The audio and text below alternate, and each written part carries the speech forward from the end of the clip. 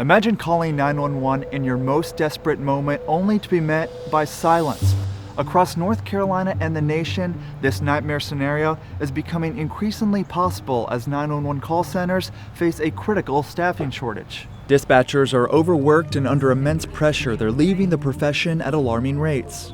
And the shortage means longer wait times for callers in emergencies, where every second can be the difference between life and death. But how did we get here? And what's being done about it? In the next few minutes, I'll try to find those answers. 911, what is the address of your emergency? And then put myself in a dispatcher seat to see if I can field a simulated 911 call. I'm David Hurst. This is ncIMPACT. Inside the Richmond County 911 Dispatch Center, rows of computer screens glow with incoming calls. This is where life and death decisions happen every day. Garrett McGinnis is an assistant shift supervisor here. With only 21 dispatchers instead of the required 24, they're what he calls slightly short-staffed. It takes a toll on everybody here. I mean, you have to pick up more shifts, you're working longer. You seem like you spend more time here than you do at home. And those working conditions has meant the county has lost dispatchers. But this challenge goes far beyond Richmond County. Across America, 1 in 4 911 dispatch positions sit empty. The mix of high-stress work and low wages, while remote work options were exploding during the pandemic, created a significant workforce shortage by 2021. Then it got worse. The exodus of workers resulted in increased overtime for the remaining staff, and this just created a cycle of overwork and burnout. Most of the time when you pick up a phone call, you're talking to somebody on their worst day. And so having those conversations on a frequent basis can be difficult, and it's not made for everybody. So in Richmond County, their solution to fix this goes beyond recruitment. Their innovative training program aims to better prepare and retain dispatchers for the demanding reality of the job. Richmond Community College has created the first comprehensive degree program specifically for 911 telecommunications. The program covers everything from crisis management to the psychology of emergency response. Students learn through advanced simulation technology, hands-on training, and real-world experience in actual 911 centers.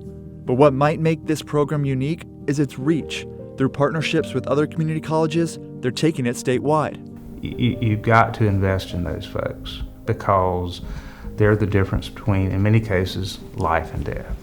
So how do you train someone to handle life or death situations in a classroom? I wanted to find out firsthand, so I sat down to try their dispatch simulation software. 911, what is the address of your emergency? Samantha Peaks, Richmond County's 911 training coordinator, helped me through the call. What is the phone number you're calling from?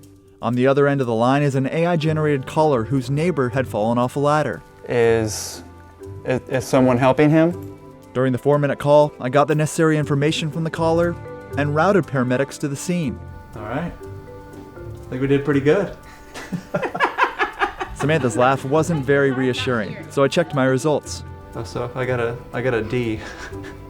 61%. Not too bad for my first try. So, with no training, I think you did great. All right, I'll take You it. did great. So probably a few sessions with you and I'll be good to go, right? Yeah, absolutely. Come on. But as my D-grade performance showed, training is just the first hurdle. Retention of trained dispatchers remains a significant issue in the industry. Data from several emergency call centers indicate high turnover rates, with some reporting that up to half of new hires leave within their first year. Industry experts cite several factors for this, including job stress, shift work, and compensation levels. So how are emergency call centers trying to plug this leak of talent? In Richmond County, they're focusing on the human element. From peer support programs to responder assistance initiatives, they're creating a network that helps dispatchers manage the emotional toll of the job. But across the country, agencies are also turning to technology to ease the burden on their teams. For example, some agencies are turning to artificial intelligence to streamline calls. The software automatically transcribes calls and can route non-emergencies while elevating serious incidents like burglaries or shootings directly to human dispatchers. Other centers are allowing their telecommunicators to work directly from home and answer calls remotely. But while agencies experiment with AI and remote work to ease the burden on dispatchers, there's a more fundamental problem that's holding them back. 911 dispatchers are officially classified as clerical workers, similar to receptionists and customer service representatives. This classification means lower pay, fewer benefits, and less recognition for the critical work that literally saves lives. No one recognized the unsung heroes that are behind the scenes. the most important person you're going to talk to is the one you never see. But this could change. The Enhancing First Response Act is before Congress. It would reclassify dispatchers as protective service occupations, officially recognizing them as first responders. Reclassification could help dispatchers get better benefits and higher wages.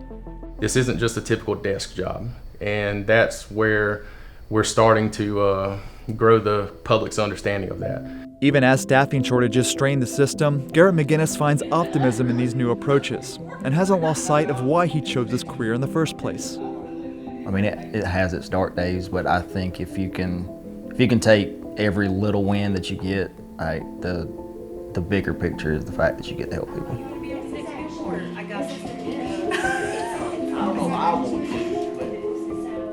Now we want to hear from you. Have you or anyone you know experienced long wait times when calling 911? What do you think we should do to recruit and retain 911 dispatchers? Comment and let us know. Thanks for watching. We'll see you next time.